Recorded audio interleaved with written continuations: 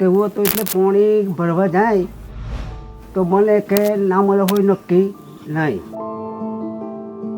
1 kilometre દૂર ઉત્તરમાં પાણી ભરવા જવું પડતું હતું. ખાડા કરી અને એને કાપ પરથી ગાળી અને માટલાથી પાણી ભરી લાવતા હતા. સવારમાં ઉઠીએ તો હોય પાણી જોઈએ એટલે પાણીની ચિંતા, તો આખો દિવસ રસોડામાં જ નીકળી જાય. અમે નદીએ જતા હતા પાણી ભરવા, તો ત્યાંથી બેરું પાણી ભરીને આવીએ ઘરે તો પાણી ઘેર ગાળવું પડે, તો સ્વચ્છ પાણી મળે ના.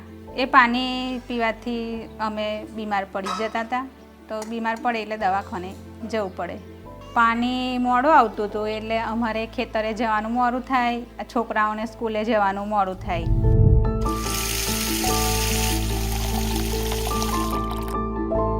નળ સે જલ આવી છે ત્યારથી અમારા ગામમાં ઘરે ઘરે નળના ચકલી અને થારા બનાવી આપવામાં આવેલા છે. પાણી પુરવઠા યોજનામાંથી 30,000 લીટર ક્ષમતાવાળી ટાંકી બનાવવામાં આવી છે. પાણી ફૂલ આવે છે એટલે બધો ટાઈમ હચવાય છે, તો અમારે ખેતરે જવાનું હોય તો ફટાફટ જઈ શકીએ છીએ અને છોકરાઓને સ્કૂલે પણ જઈ શકે છે. અમારી શાળામાં નળ સે જલ યોજના આવેલી છે, ત્યાંથી શુદ્ધ પાણી મળે છે. અમે રોજે સારું પાણી પીએ છીએ.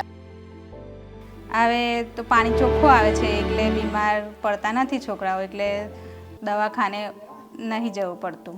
વિકસિત છોટા ઉદેપુરની સંકલ્પના સાથે અંત્યોદયના વિચારને ચરિતાર્થ કરનાર માનનીય વડાપ્રધાન શ્રી નરેન્દ્રભાઈ મોદી અને રાજ્યના માનનીય મુખ્યમંત્રી શ્રી ભૂપેન્દ્રભાઈ પટેલ તેમજ જિલ્લા તંત્રનો હૃદયપૂર્વક આભાર.